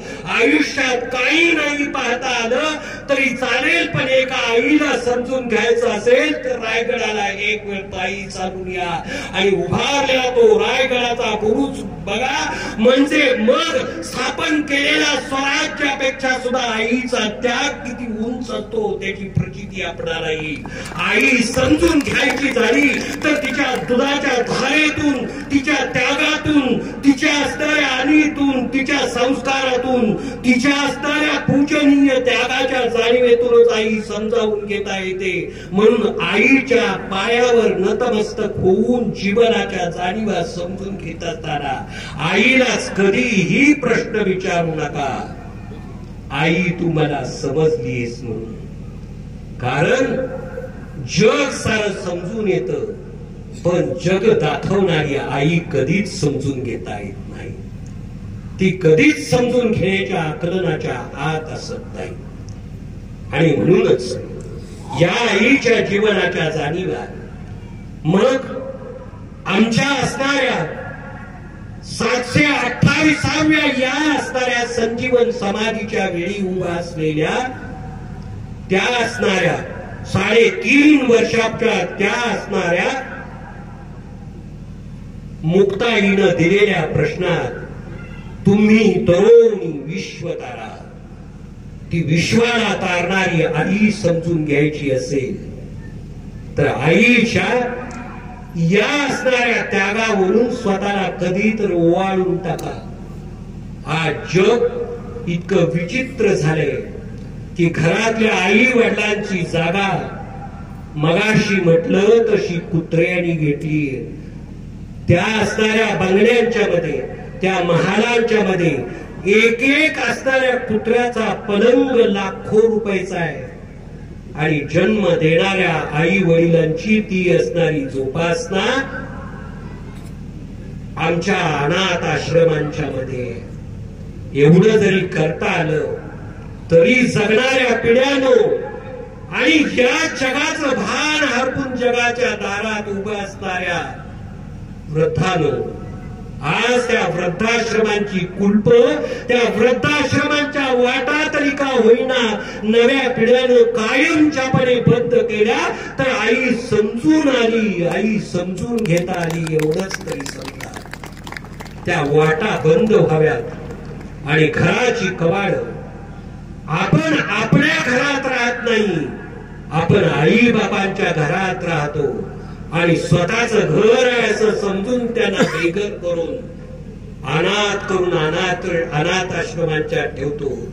अरे आई समजून घ्या म्हणजे अनाथ आश्रमांची ती असणारी संख्या अनाथ आश्रमांची ती असणारी कवाड कायमची बंद होतील एवढ्यासाठी म्हणून मला हा विषय दिला. मला ज्या पद्धतीनं समजून घेता आला देता आला तेवढ्या प्रामुख्यानं तुमच्या त्या असणाऱ्या पावलावर ठेवतो आणि ही आईपणाची प्रचिती समजून घ्या अशी विनवणी करून मी थांबतो. पण थांबण्याच्या अगोदर आईपणाच्या यानं जर समजा की कंटाळून गेला असेल तर थोडस रंजन म्हणून माझी एक कविता मी सादर करतो आणि थांबतो. बरोबर 1 तास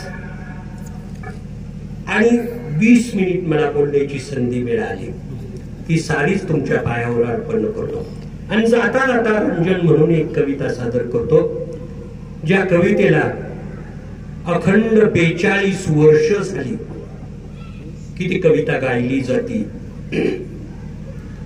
लोकसभेत ही रामदास आठवलेंनी ती कविता म्हटली आणि आमच्या विधानसभेत ही जयंत पाटलांनी ही कविता म्हटली.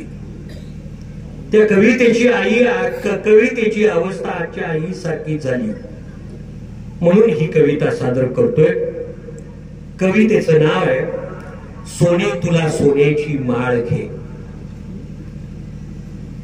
जवळजवळ 50 वर्षापेक्षा जास्त वर्ष या कवितेला लिहून झाली.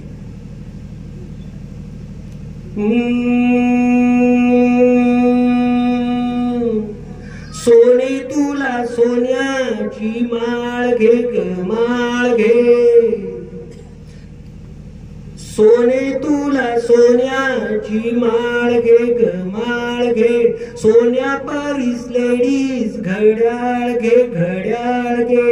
सोन्या परीस लेडीज घड्याळ घे घड्याळ घे.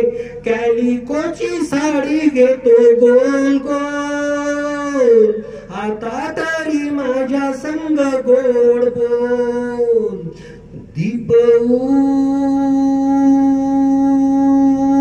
साऱ्या गल्लीतल्या बायका थांब होऊ दे सकाळ थांब होऊ दे सकाळ. सूर्य किरणांच्या पिवळ्या पिसाऱ्यान पिवळं होऊ दे आभाळ. थांब होऊ दे सकाळ थांब होऊ दे सकाळ. बोलतय दाराशी कोंबड ग कोंबड. बोलतय दाराशी कोंबड ग कोंबड. फुटलय आताशी तांबड ग तांबड. थंडीची लाट तरी जाऊ दे गल्ली तरी जागी सारी होऊ दे. नळालाई पाणी तरी येऊ दे दाराशी ऊन तरी येऊ दे. सजनी तुला जाण्याची घाय का. थांब होऊ दे सकाळ थांब होऊ दे सकाळ थांब होऊ दे सकाळ. मला या ठिकाणी बोलण्याची संधी दिली त्याबद्दल या ज्ञानेश्वर माऊली व्याख्यानमाला आयोजित करणाऱ्या सर्व आयोजकांचं आणि या हायस्कूल आणि ज्युनियर कॉलेजचं आपल्या सर्वांचं ऋण व्यक्त करून मी थांबतो. जय हिंद, जय महाराष्ट्र. धन्यवाद सर. जवळजवळ 1.5 तास आम्हा सर्व श्रोत्यांना आपण मंत्रमुग्ध करून सोडलं. आपण आपल्या व्याख्यानातून सांगितलं आई माहित नाही असा जीव जगाच्या पाठीवर सापडूच शकत नाही. आईच्या त्यागातून संस्कारातून समजून घ्यायला हवं. पायाला लागलेली माती धुता येते, पण मनाला लागलेली घाण मात्र धुता येत नाही. जन्म देणारी आई व बोटीत घेणारी आई अशा 2 आया मुलीला असतात. क्रांतिशील नाना पाटील तर आमच्या समोर आपण हुबेहूब केला सर. एड्यांच्या पोटी इतिहास जन्माला येतो. अशा मुद्द्यांना आपण अनेक मुद्द्यांना स्पर्श केला, तर आम्हाला जवळजवळ 1.5 तास मंत्रमुग्ध केलं. आमच्या श्रोत्यांच्या डोळ्यांच्या कडा ओलावल्या. मनापासून धन्यवाद. यानंतर पसायदानासाठी कुमारी आराध्या माळी आणि कुमारी वैष्णवी माळी. आता विश्वात्मके देवे एने भाग्यस्ते तोक्षावे तोषोनी वसव्यावे गसाय दानने जे फळांची व्यक्ती साधो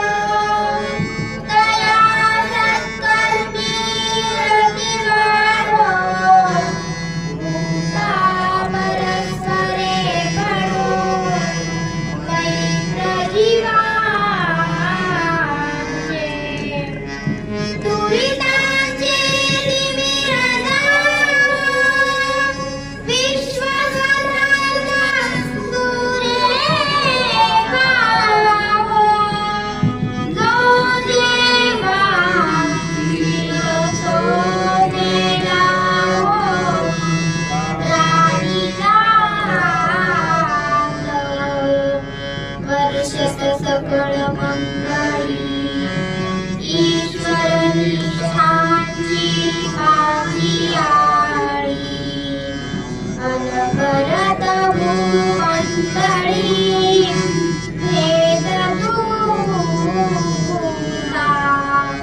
चला कल्पतरूचे आरव चेतना चित्तामनीचे बोलते जे अर्णव विरुषाचे चक्रमेये लांछना मातंड जेना बहीण ते सर्वारी सदा सज्जन सोयरे बोलू किंबहुना सर्वसुखी फूल होई निरोगी भजिलो आदि पुरुषी अखंडित आदि ग्रंथोपजीविये विशेषी लोकीये दुष्टा दुष्ट विजये होवावे एक मने श्री विश्वेश्वराव आहोई दान बसाव एने बरे ज्ञान देहो सुखिया झाला